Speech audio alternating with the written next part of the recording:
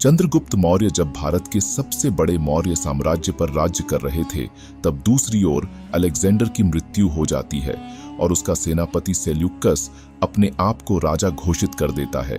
उसकी शुरू से तमन्ना थी कि वह भारत पर हमला करे और पूरे भारत को लूटे।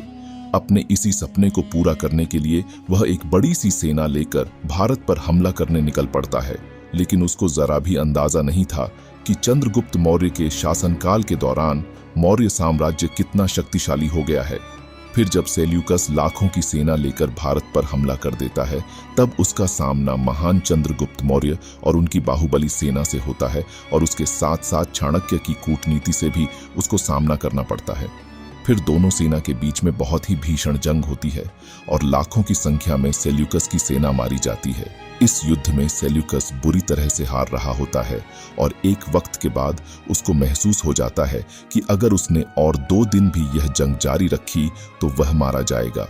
फिर उसने अपने आप को बचाने के लिए चंद्रगुप्त मौर्य के सामने सरेंडर कर दिया और अपनी बेटी हेलेना से शादी करने के लिए चंद्रगुप्त मौर्य को न्योता दिया। अफगानिस्तान और उत्तरी ईरान तक का पूरा हिस्सा चंद्रगुप्त मौर्य को सौंप दिया। चाणक्य इस शादी से खुश थे, लेकिन उन्होंने सेल्यूकस की बेटी हेलेना के सामने यही शर्त रखी कि उसका कोई भी बेटा कभी मौर्य साम्राज्य का राजा नहीं बनेगा, क्योंकि चाणक्य नहीं चाहते थे कि किसी भी विदेशी मां का बेटा मौर्य साम्राज्य पर राज करे। दूसरी शर्त यह रखी थी कि हेलेना कभी भी चंद्रगुप्त मौर्य के किसी भी फैसले में और मौर्य साम्राज्य के संचालन में किसी भी तरह की दखलंदाजी नहीं करेगी। हेलेना ने यह सारी शर्त मान ली और फिर हेलेना और चंद्रगुप्त मौर्य की शादी हो गई। इस शादी के बाद चंद्रगुप्त मौर्य ने सेल्यूकस को तोहफे में 500 हाथी भी दिए। अब हम आपको बताने जा रहे हैं कि कैसे एक छोटी सी गलती की वजह से चाणक्य और चंद्रगुप्त मौर्य की पहली बीवी दुर्धरा की मौत हुई। लेकिन इससे पहले हमारी आपसे गुजारिश है कि अब तक का वीडियो अगर आपको अच्छा लगा हो तो इस वीडियो पर लाइक कर दीजिए और हमारी चैनल को सब्सक्राइब कर दीजिए, ताकि हम आने वाले समय में ऐसे और अच्छे वीडियो बनाते रहे। कहानी में हम अब आगे बढ़ते हैं। चंद्रगुप्त मौर्य जब से छोटे थे, तब से चाणक्य ने उनके खाने में कम मात्रा में जहर मिलाना शुरू कर दिया था, ताकि अगर कोई दुश्मन उनके खिलाफ षड्यंत्र रच के उनको जहर दे दे तो उस जहर का असर चंद्रगुप्त मौर्य पर ना हो। लेकिन इस बात से चंद्रगुप्त मौर्य एकदम ही अनजान थे। उनको जरा भी अंदाजा नहीं था कि उनके खाने में जहर मिलाया जाता है, तो इस वजह से वह एक दिन अपना खाना अपनी पहली बीवी दुर्धरा को खिलाते हैं।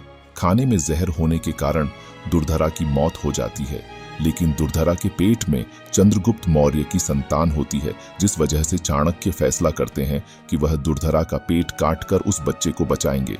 चाणक्य उस बच्चे को बचा लेते हैं और उनको पता चल जाता है कि जरा सी एक बूंद जहर का असर उस बच्चे पर हो चुका है, लेकिन वह बच्चा बच जाता है। फिर उस बच्चे का नाम रखा जाता है बिंदुसार।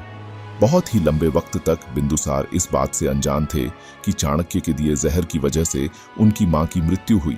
बिंदुसार को यही बताया गया था कि उनको जन्म देते वक्त उनकी मां की मृत्यु हो गई थी और इसी वजह से वह अपनी मां की मृत्यु के लिए हमेशा खुद को ही दोषी मान रहे थे।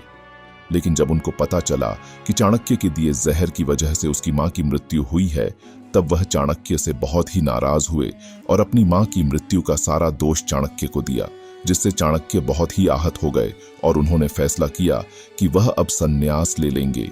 बाद में बिंदुसार को यह एहसास हुआ कि जो भी कुछ हुआ था वह अनजाने में हुआ था। इसमें किसी की भी गलती नहीं थी और न ही किसी ने जानबूझकर कुछ किया था।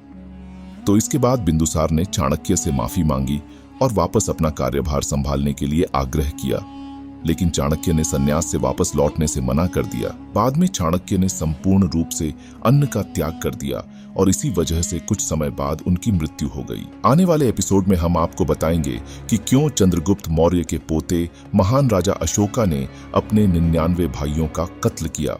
तो हमारी चैनल को सब्सक्राइब कीजिए और इस वीडियो पर लाइक करके कमेंट बॉक्स में बताइए कि आने वाले समय में आप इतिहास के कौन से महान राजा या कौन सी घटना के बारे में वीडियो देखना चाहेंगे।